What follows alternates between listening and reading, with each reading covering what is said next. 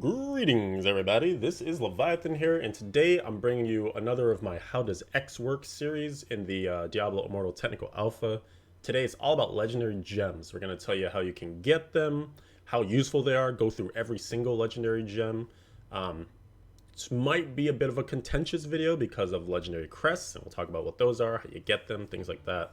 But there's a lot to cover, so there might be timestamps as well too in case the video gets a little too long. However, let's dig into it. So, legendary gems, you might be familiar with them from Diablo 3. Very similar in this game in that they give you powers that you wouldn't get otherwise for your gear. You socket them into what should be just legendary gear, but in the alpha we could also socket them into rare gear, and this is in the primary slot. So if you haven't seen my video on how gear and stats works, you might want to watch that. I'll put it in the video description.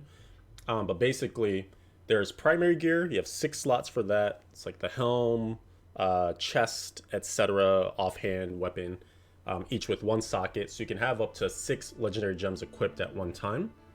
And you're asking, okay, that sounds good. They sound powerful. How do you get them? There are a few methods. One is the battle pass that's in the game. There is a free track and a paid track for the battle pass. So you can see here at the end of the battle pass, for instance, you get a free power and command, and this is on the free track. In the paid track, there's other stuff that you can get. Actually, you can't take a look at them because it's locked, since there is no ability to buy these in the alpha. But there are going to be like additional things that you can potentially get from the paid track of the battle pass.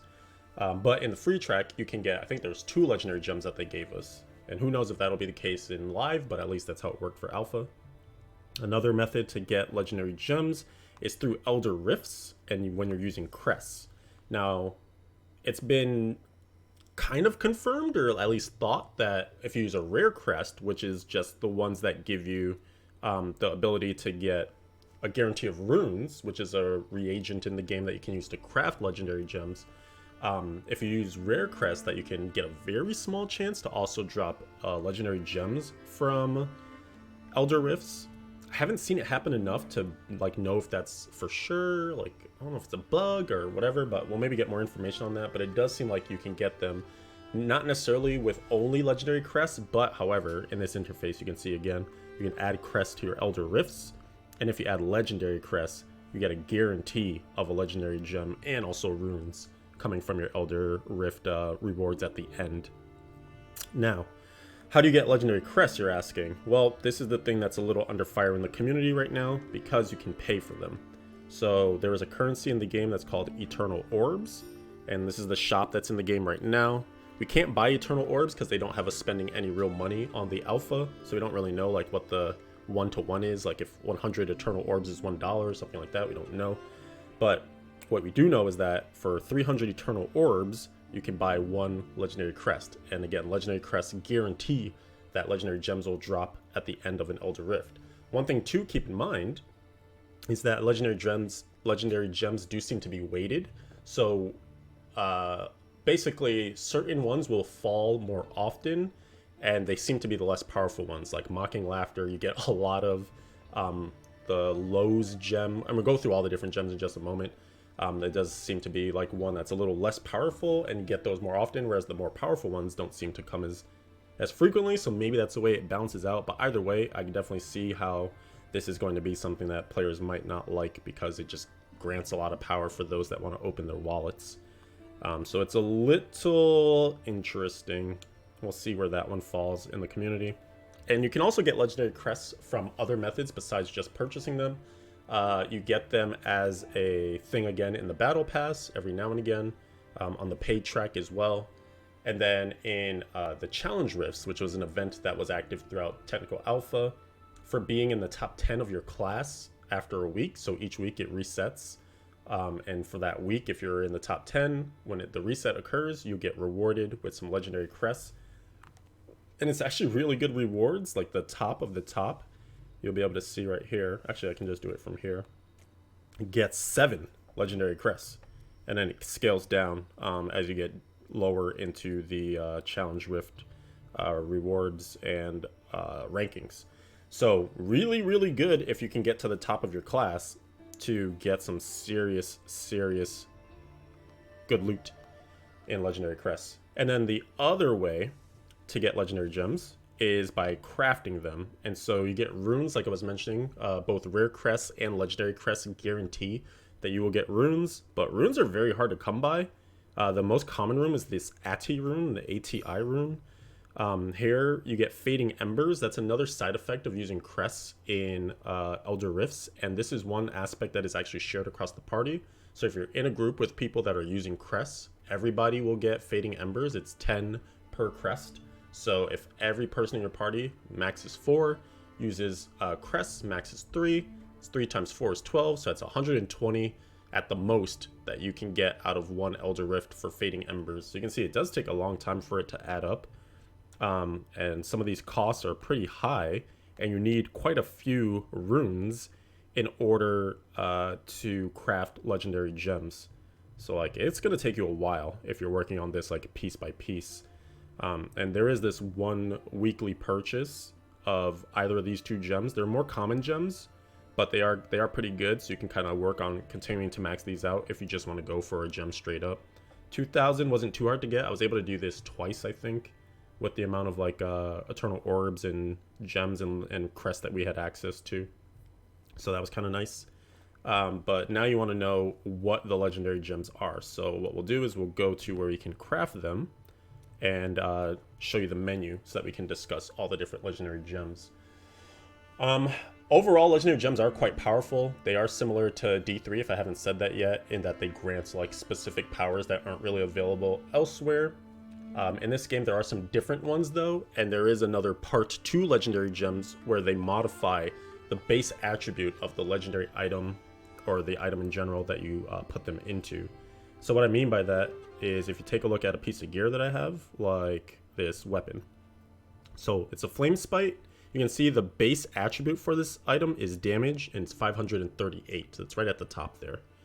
What that means is that if I put a legendary gem in here, every legendary gem as you level it up has one property where you get a certain percent of the socketed item's base attribute. So if I let's show you. If I remove combining from this weapon, let's see how, okay, here. If I remove this gem, I lose 295 damage, right? So that was the 55% of the base attribute that I was getting from this gem. So that's pretty significant. It's like half of that base attribute plus that is now gone. So if I put it back in, bang, 295 damage increase just from socketing the gem. I mean, it's a high ranked gem. It's a rank 6. So that is good.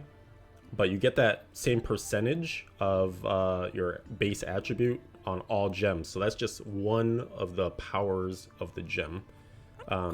This is the apprentice jeweler that allows you to craft gems. So if you go to her crafting menu, you can see every gem is possible to be crafted. But again, they take runes, and the runes are hard to get and pretty rare, and you need vast numbers of them for the more higher up useful gems. So here though, there's a recipe. You can just get a random one. And like I mentioned, the ATI runes, these ATI runes, are like the most common. You get them all the damn time. So you'll eventually get quite a few. And you can see we can actually make one right now. Let's do it for science. So it takes 150 ATI runes. We have 226 and 3,000 platinum. Platinum is the in-game currency that you'll do marketplace trades with. So there is a marketplace in the game, and you actually can trade legendary gems, although most of them seem to be account bound. That's something I actually do have a question on. I hope the developers will give us some sort of clarity. Is more often than not, every legendary gem that you find seems to be account bound, but you're supposed to be able to sell them in the marketplace, but you can't sell anything if it's account bound. So I'm wondering, when are we supposed to get legendary gems that you can actually sell? However, that's, you know, something to be hopefully answered, but the basic thing to take away there is that there's the marketplace, and players can put for sale trades of platinum, legendary gems. So that can be another way to acquire legendary gems as well. And the market sets the price, sort of like what the going price is for a particular gem is the price that can be created by a player. And you can only deviate like a few percent up or down from that price so that you like can't crash the market or super overcharge for a gem. And all the trades are anonymous, so you don't know who you're getting a gem from. And the other aspect of it too, this isn't a marketplace video, but it's worth noting, is gems are considered like high commodities, so they actually go under review for the trade. So it takes you a 12-hour window when you list a gem to have it appear in the auction house. And I think that's just to, or the marketplace. I think that's to prevent it from being able to like quickly be sold to like a person if you try to tell somebody like, hey, I just put my gem up or something like that.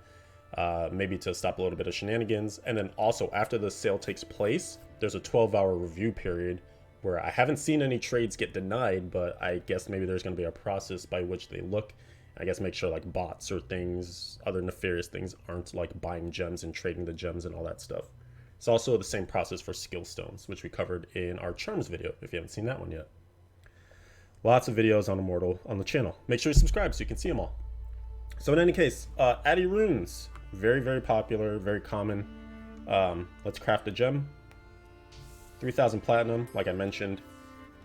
You get that from the marketplace for making trades. You also, the game also gives you some platinum from doing your bounties daily. And I think there are other sources of it as well too, but that's certainly one of the major sources. So we got a Pain of Subjugation from that, and that's a pretty common gem. Oh, one of the other sources of getting runes is that every tier of Challenge Rift that you clear in the alpha gives you associated rewards, and you only get those one time. But that's actually another, dang, I wish I mentioned that earlier. That's another place where you can get legendary crests from. You can get rare crests from those, and you get runes from those. So it's another source of like giving you the ability to go get more legendary gems, basically. So some of the runes that you get from those Challenge Rift tiers, the reason why I remembered it is because they give you a lot of the runes that you can use to make Pains of Subjugation. They give you a lot of these bull runes. That's a place to get those from. But without further ado, let's go through all the different gems and see how they work and if there are any particularly good ones. So first up is Pain of Subjugation. So like we mentioned, you can get attributes with a certain percent boost on that first power, but then the main powers of the gem are below that. So in this case, you get a percentage damage increase against crowd-controlled enemies, and then you take 2% reduced damage while you are under loss of control of your character. So if you're CC'd. So this will be interesting because CC is definitely a part of the game. You can be feared, jailed, like, I actually don't think you can be frozen. I don't know if I've seen that yet. Maybe you can. But those sorts of things. So this will help just reduce some of that damage while you're under the effect of it, which is pretty cool. And then you can deal damage when you're CCing stuff. And there is the ability to CC quite a bit. You can immobilize, you can stun. This can also be good in parties if someone else can do like some stuns for you. And you don't have to rely on your own skills or having certain legendaries to be able to do that. So this could be a gem that you take, but obviously very situational. Next is Power and Command. This is a pretty cool one. It kind of is like Focus and Restraint from Diablo 3, in that there's this sort of mechanic of improving your primary attack and also your skills. So the way that this works is that you're alternating between a state of Power and Command every 9 seconds. While you're in Power, that increases your primary attacks by a certain percent. And then when you're in Command, that increases all your other skill damage by a certain percent. And then the secondary on here is that you have a 10% chance to dispel a negative effect on you each time that a Power and Command state alternates. So basically every 9 seconds, you can get rid of like a burn or a attack down debuff or something like that if there's going to be enemies that do a lot of debuffing to us. And these secondaries all unlock when the gem gets to rank 6. I'm actually not sure what the highest rank is for a gem, but I know like I have a gem that's at rank 6 and it's going on its way to rank 7, so you can definitely go beyond that. And also another thing to keep in mind is that these gems also have these stars tied to them. So the higher the star of the gem, then actually the more effective that gem is than its counterpart. So if you had a 1-star Power and Command, that's not as good as a 2-star Power and Command. And even at like lower ranks, the stars can like beat out higher ranks. So what I mean by that is like a 2-star rank 1 Power and Command could potentially be better than a 1-star rank 2 Power and Command. So there's a couple of different avenues here of looking at your gems, and it's supposed to just basically be this huge progression system of making your gems better, making your character better as a result. So Power and Command is a good one. Like I mentioned, you actually do get this gem for free from the Battle Pass, the free part of the Battle Pass. At least we did in the alpha. So you play around it. You can actually see I have it equipped. It's what this aura is around my character. The white is the primary attack one. And then when it switches to black, that's when you know it's in the skill buff. So now I would like fire multi-shot to get a better multi-shot. Hello. Next up in the list is oh, it moved because we can't craft that other anymore. Hunger, the Hunger. So the Hunger gives you a heal. You heal for a percentage each time that you kill an enemy, and then you increase your attack speed by 2% for 3 seconds after you defeat an enemy on the unlock, rank 6 power. So this one's this is gonna be more useful if you are killing at a good clip, because it feels like there's actually few healing sources, at least for the Demon Hunter when I was playing. I wasn't really able to heal all that much outside of my just potion use. So this could be nice if you have a good amount of killing prowess. But otherwise, if you're taking forever to kill stuff and you're taking damage, then it's not a very reliable heal since it's an on-kill heal. But the increase to attack speed could be nice too for builds, obviously, that want to attack more often. And that's after you kill an enemy. So that could be good, like, for farming too, if you get the unlock. Battle Guard is very similar to Mutilation Guard from Diablo 3, so it reduces melee damage you take by a certain percent. And then the secondary is that you get to move unhindered through enemies when you're at below 20% life. So it's a very defensive gem. Nothing to really say too much about that one.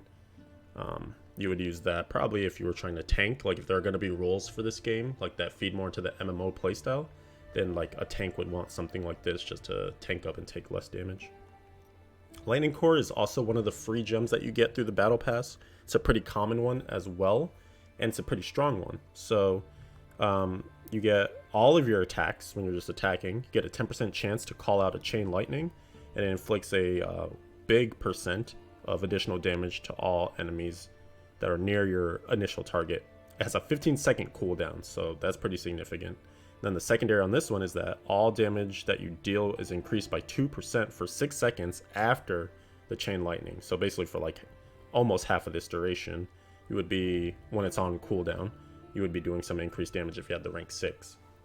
This definitely does occur quite often, and it's noticeable. Like it will wipe out a good amount of enemies in the area when it goes off.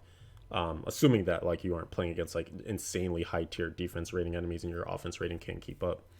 But yeah, this one is a very solid DPS gem for sure.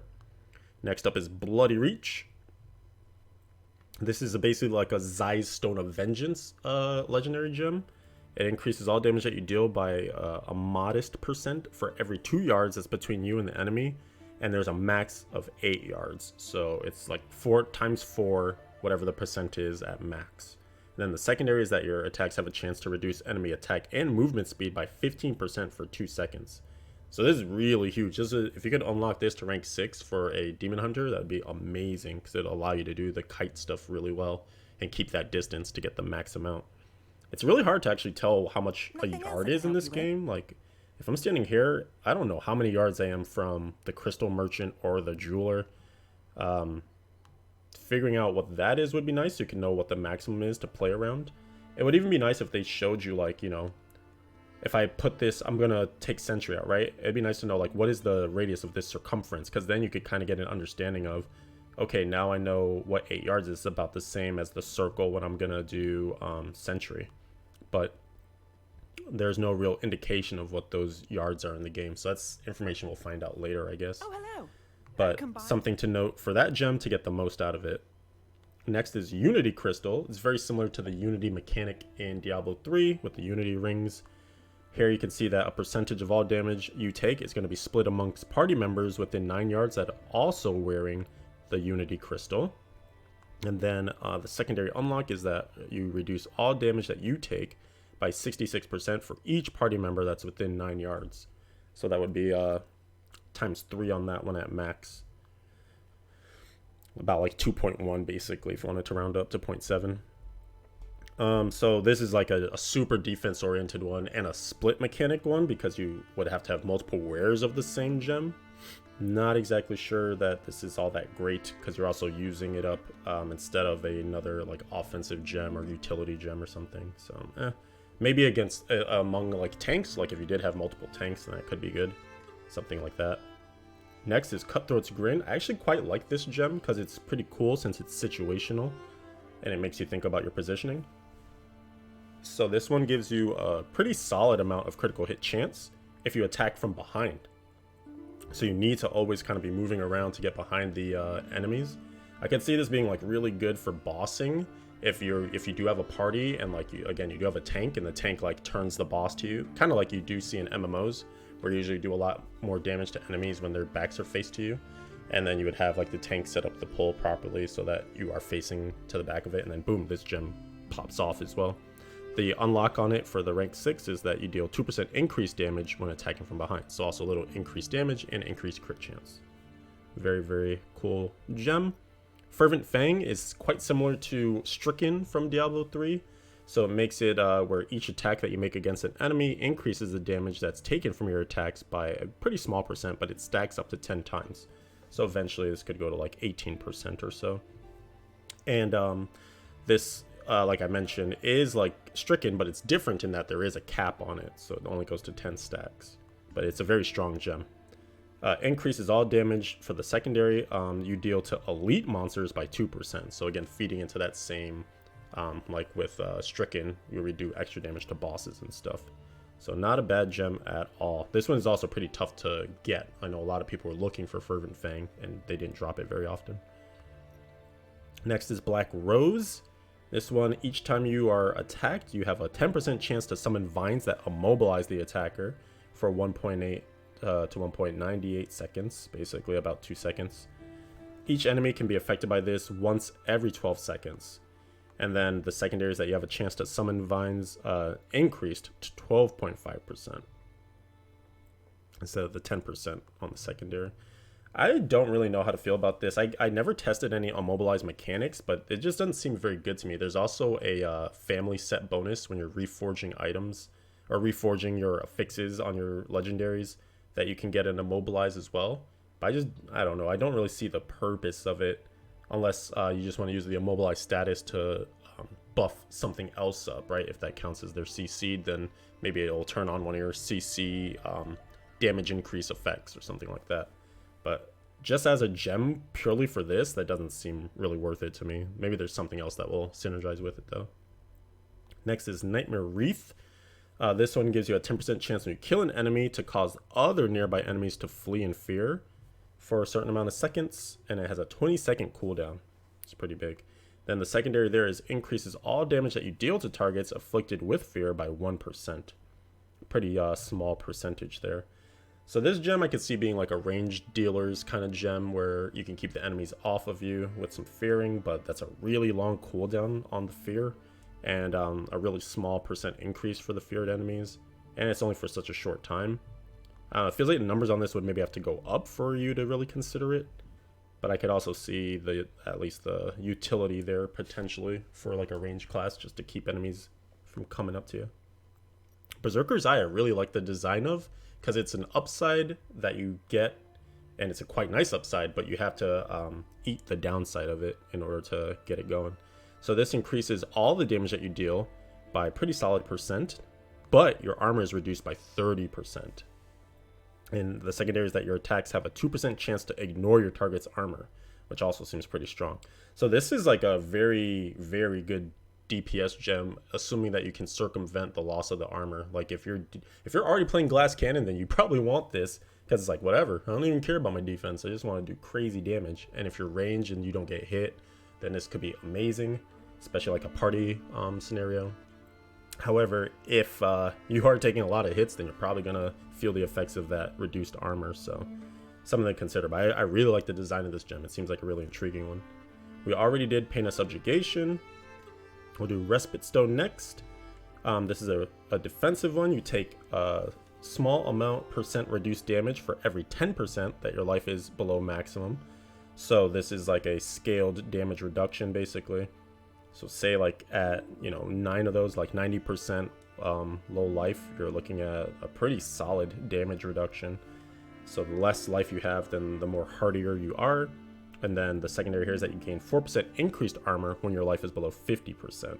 So this is just really about like helping you survive if you are, you know, slowly but steadily losing life, and it'll allow you to get sturdier as you go down there. So again, maybe another like tanks sort of gem or something. Next is Chain Death. I really like this one. It seems very good for Demon Hunter in general. You can increase the damage done by your attacks by a certain percent, smaller percent per target hit though, up to a max of 3 targets, so you can 3 times that. And then the secondary makes it that it works for up to 4 targets, so you can 4 times that. This gem is really good. I have this for my DH ranked pretty decently. I didn't get it to rank 6, but if you do get to rank 6, that is quite the increase to it, so definitely a strong gem if you're going to be hitting a lot of multiple targets. I'm a big fan of that one. Next is Mocking Laughter. This is the gem that's kind of the mocking joke within the community right now, because you get this very often. It feels like the game is mocking you when it gives it to you. So this one makes it so that your primary attack forces monsters to hit you for 3 to 3.3 seconds. So it's like a taunt gem. It's taunting you. Each monster can be affected by this once every 8 seconds. And then the secondary is that it reduces all damage you take from monsters that are affected by it by 1%. So again, like definitely a tank's dream here, to keep aggro and then get reduced damage from enemies under this effect. Celad's Weakening is basically like the Bane of the Powerful from Diablo 3 for Immortal here. So you get 9 to 9.9% increased damage for 30 seconds after killing an elite monster. And then the secondary increases the duration to 35 seconds. Secondary like really doesn't matter, extra 5 seconds. I mean, 5 seconds can be a long time in an ARPG, but in general, you're not like striving for that. You don't really care. However, this gem is super common, so you likely will reach rank 6. I did with this one. And I think the thing to still keep in mind though is ranking up the gems is important even if the secondary is not that great, because again, it increases that percentage of the first thing that we mentioned, where you increase the base attributes of the gem, of the item that the gem is socketed into. So you always want to keep leveling up the gem no matter what, just for those extra stats. Next is Lozed Focused Gaze. And this one makes your charge skills charge faster by a pretty solid percent. And then the secondary is an increase of damage done by your charge skills by 2%. So you're wondering what a charge skill is. Oh, it's any skill that's actually tagged as a charge. So for instance, my multi-shot, it is a cooldown skill, but I have 3 charges of it. So that is a charge skill. If you look in skills tab, it should mark it as such. There you go. Maximum 3 charges. Actually, it would be nice if it just said at the top like damage and then also said charges. Then it would let you know for sure that that's a charge skill. But anything that has like a max of a certain amount of charges, then that's going to be what that helps out. So if you're using those skills, if you have a lot of those, like actually you can see in this setup right now, I have 1, 2, 3. So that could actually be pretty good if I wanted to go with that. How can I actually do have a good gem of that. Never thought to use it. In any case though, let's go back to her menu. So that was Lozed Focused Gaze. And then last but not least is the Trick Shot gem. And then this one is for channeling, similar to Lozed Focus, but for channeling skills. So your channeling skills consume energy slower, and then you take 2% reduced damage while you're using a channel skill. So a channel skill for the DH, for instance, is Strafe. And this will basically just make it so that you strafe longer, since it's going to use up less of your energy of the skill that has that charge. Or sorry, that has that channeling. So you basically channel the skill longer by using less of the resource for it. And then you get reduced damage while you're in that channeled state. So this could be good if you wanted to like forever strafe or something. There's some items that could also support that for the DH. That could be interesting. And that is a wrap up of all of your gems. These other 2 here are just for crafting gems. It gives you the ability to use your runes to randomly craft a random gem. This is for targeted crafting if you wanted to craft a specific gem. But this just shows you like all the different gems possible. So in total there are 4, 6, 8, 10, 12, 14, 16, 18 gems. And some of them are really good. Some of them are okay. Some of them don't really seem super relevant. And again, the thing to remember is that there are gem weights. So some of them will drop more frequently than others, whereas others will be quite rare to get, and you can trade for them. But we can't really tell how the Oh, account bound system I works see. just yet. At least I haven't figured it Well, out. So please come again. that's your big overview on legendary gems in the game. They are quite powerful. They are kind of under fire with how we can obtain them, the whole legendary crest system, so keep an eye on that as the game develops and we see kind of what the devs decide they want to do with legendary crests and legendary gems and drop rates, and we'll definitely report back on that for you in the future. Hope you enjoyed this video. Hope it gave you some insight into the legendary gem system. There are tons of other videos on the channel, so check them out for all Immortal content. And don't forget to subscribe for any future content. Thank you for watching this one, and we'll catch you in the next one. Adios for now.